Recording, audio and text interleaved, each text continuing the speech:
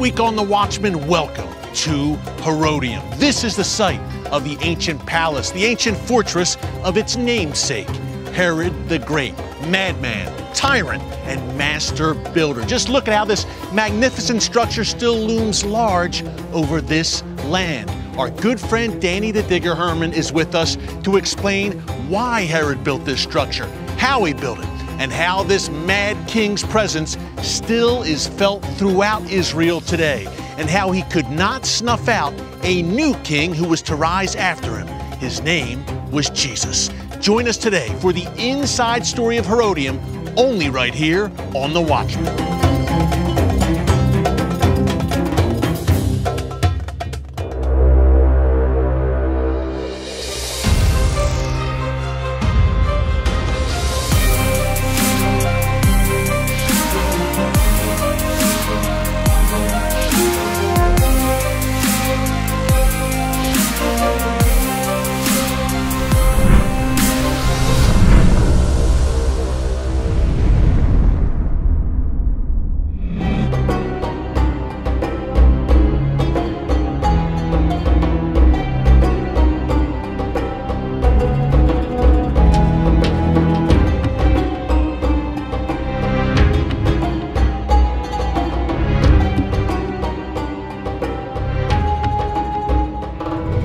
Danny the Digger, it is great to have you with us for another incredible Watchman production. Always a pleasure, Eric. Always a pleasure to have you, and what a place. You always take us to the most interesting, the most fascinating places here in the land of Israel and beyond. Herodium. Yes, this is a site that I personally have a very strong connection to it. I personally participated in some of the excavations here, and this is really one of the most fantastic sites in the Holy Land. Yeah, and that's saying something. You've been wanting to bring us here for a while, Danny. Yes. Now, we're finally here. We're going to get into it. Herod the Great, his reign, his status as a mad kind of genius, master builder, I guess you would say, and how it affects Christianity, the time of Jesus. But first, give us a survey of the land. Where are we right now? Okay, we are on the edge of the Judean desert. It descends from here all the way down to the Dead Sea, which on a better day can actually be seen from here. Okay. But Jerusalem is just behind us. 10 miles away, you can see Mount Gilo there in the distance. Okay. Okay, and actually even closer to us is Bethlehem. We're in the West Bank. And Bethlehem, for the last 15 years under full Palestinian control, is just around the corner. And this site is a place where Herod, in his earlier years, had a pivotal moment of conflict against the Maccabees. He nearly lost, but he survived. And later, as king, he decided to make a monument for that moment, for that achievement. And he humbly named it after himself. Herodium. Herodium. And it was meant to be his palace and his burial place. About 10 miles, maybe just under 10 miles from Jerusalem, I guess we are right now, Danny? You can actually see the towers of Mount Scopus and Mount of Olives. Okay. The old city itself is not visible because of the Armona Netziv Ridge, but it's like the Dome of the Rock is just around the corner, as well as the Holy Sepulchre. They're all there. Kibbutz Ramat Rachel is facing us at the southern end of Jerusalem, and that way is towards Hebron. So very strategically located, Danny, at a crossroads of Jerusalem, Bethlehem, and Hebron. Yeah, the main road is actually there, but if you're heading to Masada, if you're heading to the Nabatean kingdom, to Petra, this is the way. Gotcha. And I have to mention, and folks can probably recognize, we are very high up right now. Yeah. Tell us about this structure, this Herodian fortress. This is man-made, as hard as it is to believe. This is actually man-made, how we're up here on this slope, right? Yeah, there was a natural hill here. There were actually two of them, but Herod cut one of them to make the other one much higher. All man-made, all built. Tons of earth were piled up, and a circular wall created the frame of the Acropolis, where inside he planted a palace complex. You have a bathhouse, you have a reception hall, you have the bedrooms, and beneath a giant set of water reservoirs to last a long siege if needed. And there's a lower city, which we'll take a look at a bit later in the show. There's the spot that may be Herod's tomb, actually, right here. And a fascinating backstory, as you mentioned at the top, Danny, why this was built and kind of the power struggle that Herod prevailed for control of the land of Israel. We're on the outskirts of the Judean desert here. And real quick, before we go inside this palace complex, Talk about Herod's status as the great builder of Israel during those ancient times. This is just one of those great structures that he built. Of course, Herod is called by historians Herod the Great. Archaeologists would title him Herod the Great Builder. The guy just loved to build. He takes a sand dune between Tel Aviv and Haifa of today and turns it into an international scale city port. Caesarea? Yeah. Okay? That way, towards the Nabatean kingdom, he takes a hilltop above the Dead Sea and transforms it into this ultimate desert palace fortress, Masada. Okay? And Herodium is one of his 5 or 6 desert fortresses which are just for his private use. But Caesarea, transforming Jerusalem, building in Second temple in Jerusalem, Herod's temple. It's all Herod's work. How about Jordan, where you and I, Danny, spent time at Mukawer or Macherus, the spot where John the Baptist was beheaded and imprisoned? Herod was obsessed with construction. He just loved to build, apparently. And kind of a paranoid guy, as you and I have discussed, because all these structures are so well fortified, they're high up, so outsiders can't come in. But we are going to go in right now inside this palace complex, right? Yeah, I made the arrangements. Usually only people really connected to the king can enter, but I arranged the keys. Danny the Digger knows the right people. Lead the way, my friend. Let's go. Eric, you need to understand, Herod is such a pivotal figure in the history of this land. We actually call his time frame the Herodian period. Okay, the guy was so influential on the history of the early Roman times. This is right before the time of Jesus, essentially. Yes, and also on a global scale, Herod is so famous because of being mentioned in the first parts of the Gospels as the butcher, the guy who slaughters innocent babies in Bethlehem. Yeah, he was looking for Jesus. He was looking for this newborn Messiah. He even tried to use the 3 wise men for them to lead him to him. Totally. And as archaeologists, I would say Herod is the great builder. Look at this. This is the interior of the palace in the citadel of the site he humbly named after himself, Herodium. And pretty well preserved. Yes. I mean, these ruins. Yes, it was all covered up in the Middle Ages, and this debris protected it. In fact, here is where the bathhouse used to be. These pillars... Sauna here. Totally. Okay, this part didn't last very well, but the tepidarium, the service room, the massage room is fully intact. You got to see this. So now let's take a look. This is a complete domed structure. Okay, this is not reconstructed. This is 2,000-year-old and original, filled up with debris and re-exposed by the Franciscans in the 1960s. And built by Herod the Great. And built by Herod the Great. And one of the only kind like it in Israel, right? Yeah. This dome. Yes, on a Roman global scale, it's one of the very few examples where the whole thing is intact. And also the walls were plastered and painted. There's still a bit of it left. If you remember in Masada, we saw better examples of these big chunks of color on the walls, making it all so Herodian. And this is where the king may have had a massage after sweating in the sauna and before cooling in the frigidarium. Yeah. This is maybe where he plotted, his next political moves or his next political murder. Exactly. Even of his own family members, okay? His opposition would be wiped out even if it included family members. Killed his own wife, killed 2 of his own sons. Indeed. Wow. And Augustus made a very famous comment when he heard that in Rome. He said it's better to be Herod's pig than Herod's son, meaning you have a better chance of living. This was the New Testament version of Game of Thrones. Totally. Under Herod the Great, wiping out all opposition, lots of political intrigue. Totally. Okay, and the rest of the palace in front of us is the courtyard, the reception hall, the bedrooms. I mean, it's all so very well preserved. I was just going to say, it's amazingly well preserved, Danny, and we can really kind of walk in the footsteps of that time over 2,000 years ago with Herod the Great. Totally. The mastermind, the tyrant, the mad builder, Herod the Great. Totally. Can we take a look at more of this amazing structure? Let's do it. Let me show you this. You see, the site has a lot more than this nice bathhouse.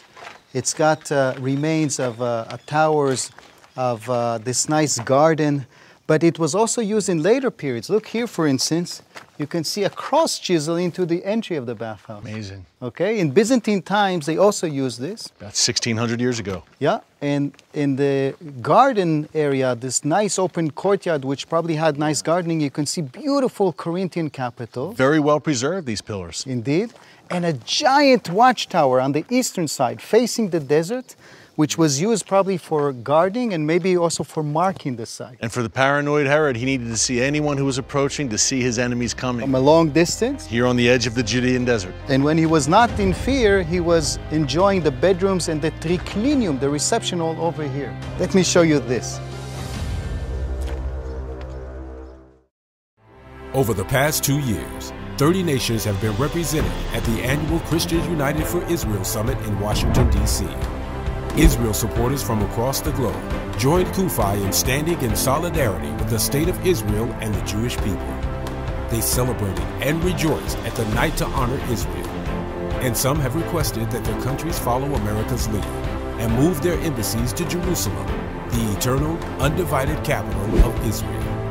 Now, with over 7 million active members, CUFI is the largest, most ethnically diverse pro-Israel organization in the U.S. As we, along with CUFI UK and CUFI Canada, expand our reach into other regions, including Brazil, we are excited about the future of this movement for such a time as this. For Zion's sake, we will not be silent. From all over the world, from every nation, we are CUFI.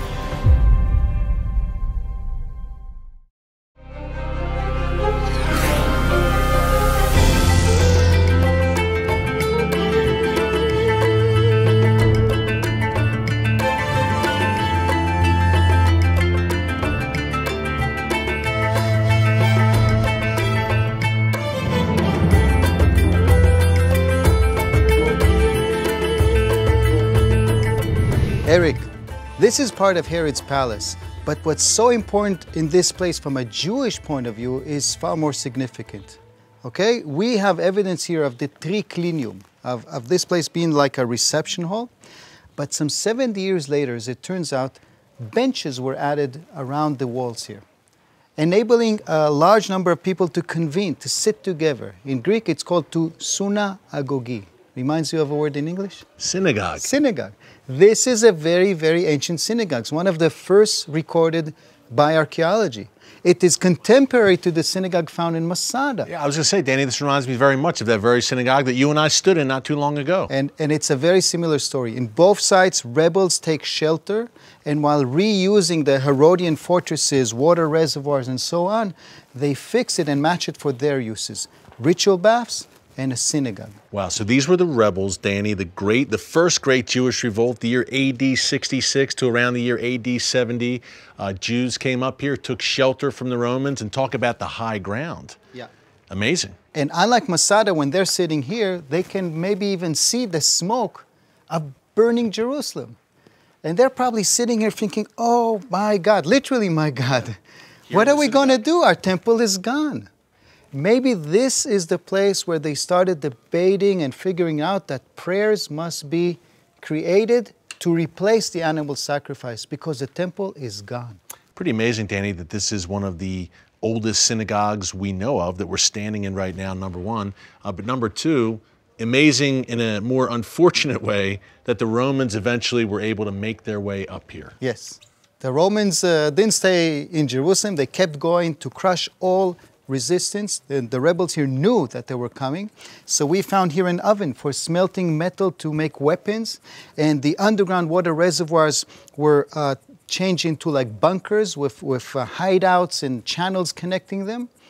And eventually the site would be taken by the Romans as well. Some 60 years later, the Jews are hoping that the Romans might change their attitude when Hadrian is in power. But as it turns out, he has no intention to let the Jews rebuild the temple. And that's when the Jews rebel again. This time there's a command, there's a commander, a general. His name is Bar Kokhba, or as we know from his letters, Bar Kosiba. We actually found original letters written by him in caves not far from Masada. And the rebels used this place again. In fact, it may have been a command post where they again created weapons, where they minted coins also, Bar Kokhba coins, which are sometimes found in archaeological digs, sometimes in the antiquities market. They were maybe even produced here. Right here. And you can see, once again, Danny, why they would choose this spot. As Herod designed it, it's high ground. You're looking down upon Jerusalem, Bethlehem, Hebron. It appears impenetrable from the outside, but the Romans made their way back up here again with the Bar Kokhba rebels, just like the first time. Yes. Again, the Jewish resistance was crushed. And frankly, the next time that in this land the Jews will fight for freedom and this time succeed will be only in 1948. Amen. Okay? You're standing in the place where the Jews were defeated twice, but 2,000 years later they will get their act together, and this time they will succeed. They will create the state of Israel. Back in their ancestral and ancient homeland, Danny, never to be uprooted again. Okay, you mentioned those reservoirs. Yeah. Now, we can actually go underground and get a first-hand look at that, right? Yeah, some of it is accessible. Let me show you. Let's go.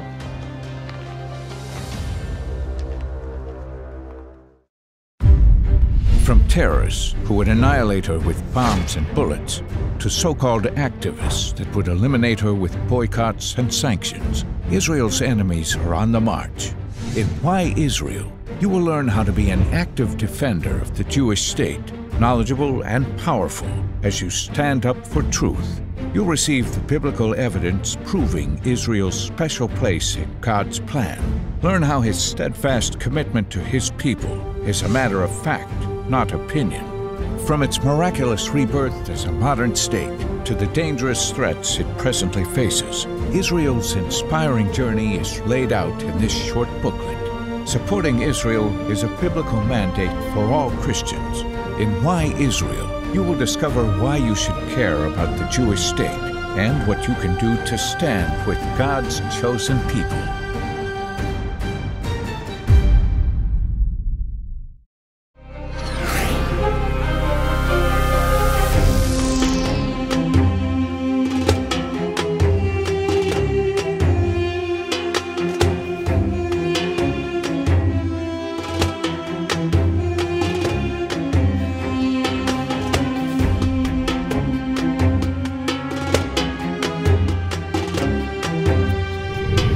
Just think of the effort, of the stress that these rebels were going through to dig those tunnels. These are all man-made. Incredible, Danny. Beneath Herodium, and this is like an ancient underground cave complex. It's massive down here. Yes. They had the water reservoirs of Herod's at use, and out of them, they dug channels that could enable them to link between those water reservoirs. Look over here. Look at the space we're entering. The Herodian water reservoir ends right here, and then this tunnel penetrates through it to link up to the Acropolis, up to the Herodian palace complex. Which also means, by the way, this is original plaster, which means that this level may have been level where water was maintained for quite some time. You can see it. You can see it through The this. line is still there. It's amazing. 2,000 years later. Yeah. Once again, Danny, an amazingly well-preserved site right down to these underground cave complexes. Totally. And it's 1 out of 4. There are 4 water reservoirs, 3 of them on the side of the mountain, a 4th right under Herod's palace, all a very clever plot of Herod to ensure that he'll have plenty of water in case of a siege. Once again, Herod the great builder, and once again, Herod the paranoid. Yes, extravagance and paranoia. You see it wherever you follow Herodian sites. Now, these caves in particular, Danny, were used during the Bar Kokhba revolt, the year 132 AD, 135 AD.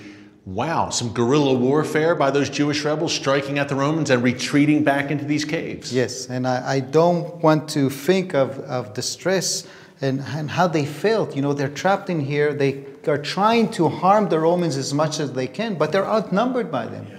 Okay, and they're hoping, you know, for things to improve, but at the end, both rebellions ended with a disaster. The people that made these tunnels, that fought for their freedom, failed. Those hit-and-run tactics, and the mighty Roman army, I'm sure, came in here and cleared these tunnels out. Some probably vicious hand-to-hand deadly fighting right in these very caves and tunnels where we're standing right now. We found arrowheads, we found coins, we found cooking bowls, like in Masada, you know, civilian population that is trying to cling to its freedom, but it is defeated. Yeah, a lot of parallels to Masada, Danny, as you said, another great Herodian structure that he built. One last thing we want to mention while we are down here, again with the New Testament link to the time of Jesus, Pontius Pilate. Tell us about his possible link to these very caves where we're standing right now. That was published just recently, but among the many small artifacts that were found here was a ring that only recently, 40, 50 years later, was properly cleaned up, and it proved to portray a jar in the middle, and on both sides of it, it read Pilatoi, which means of Pilatus, Pontius Pilate. Wow.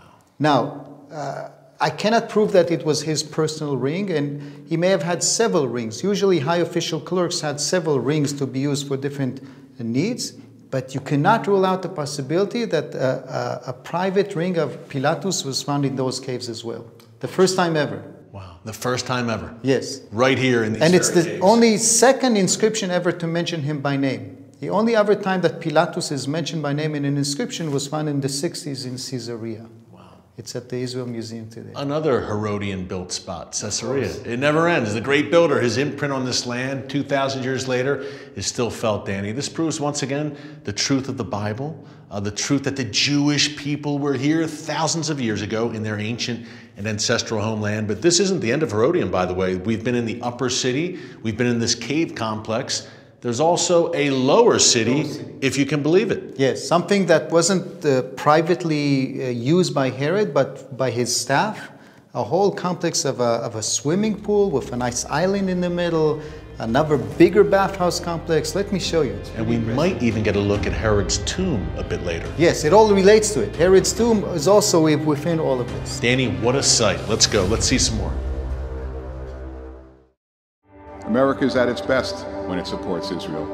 It is a value deeply ingrained in our national DNA, and it is one that I believe has brought us blessing and bounty from the Lord. But there's a bond that we're tied to Israel and the Jewish people. They are the beacon of hope and democracy in what is a very bad neighborhood. I would argue that if the Middle East had more free enterprise, pro-American democracy, that there were more countries like that in the Middle East, the world would be a lot safer than it is right now. Israel's commitment lights the way for the rest of the Middle East, and indeed for the entire world. And the why begins with the fact that Israel is the only pro-American, free enterprise democracy in the Middle East. That in and of itself is a reason to support them strongly. The protector of Israel neither slumbers nor sleeps, nor should we.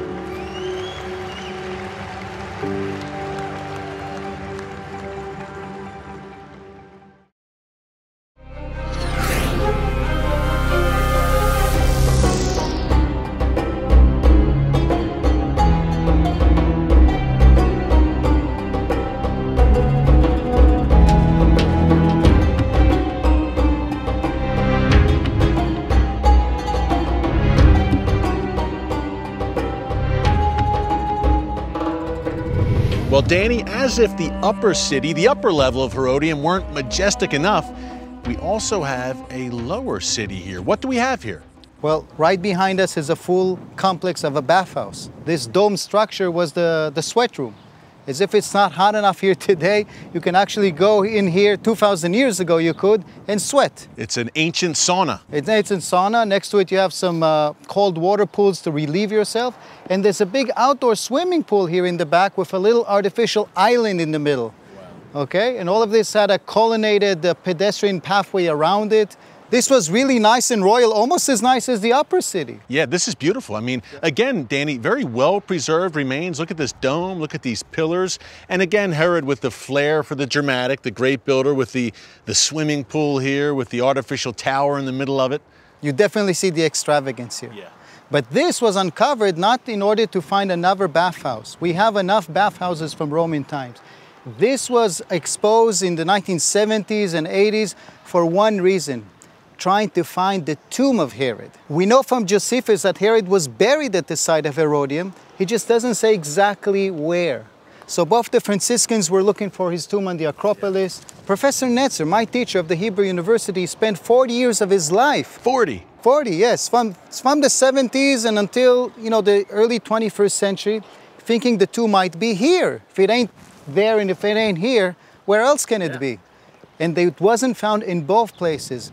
Eventually, in 2007, a royal tomb was found on the corner of the Acropolis, halfway in between. This was a big sensation at the time of the discovery. I personally joined in and exposed one of the corners of that tomb. Wow. A special exhibition at the Israel Museum followed. This was a big sensation at the time, but not everyone is certain that this is actually Herod's tomb. This was found completely looted and trashed to pieces, and compared to Herod's scale, it's actually humble. Okay, so maybe it is his tomb after all, and he develop a humble character in his last year, which I don't believe, or maybe it's still hiding somewhere. Maybe he's still hiding someplace among these rocks and ruins where we're standing. The mystery may remain. Totally. So Herodium is still waiting for more research that may reveal amazing more secrets in the site. By the way, I'm really honored to come on your show again and again.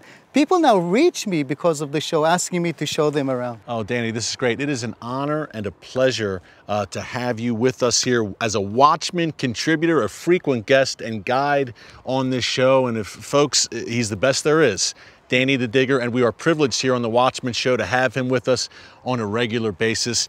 Danny, it was great having you with us today here at Herodium, a place that's near and dear to your heart where you've done a lot of great work. Totally. And who knows, maybe we'll, thank you, my friend, maybe we will be back here to discover some new mysteries at this amazing site. Danny the Digger Herman. Toda Rabbah, my friend.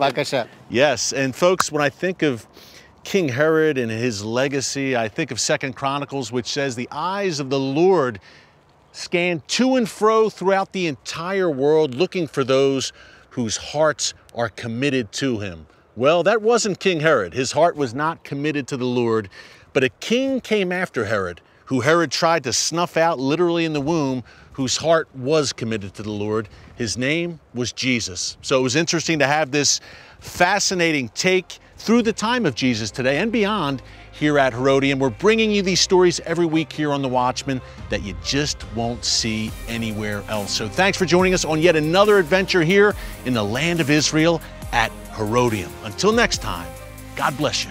And remember, never hold your peace.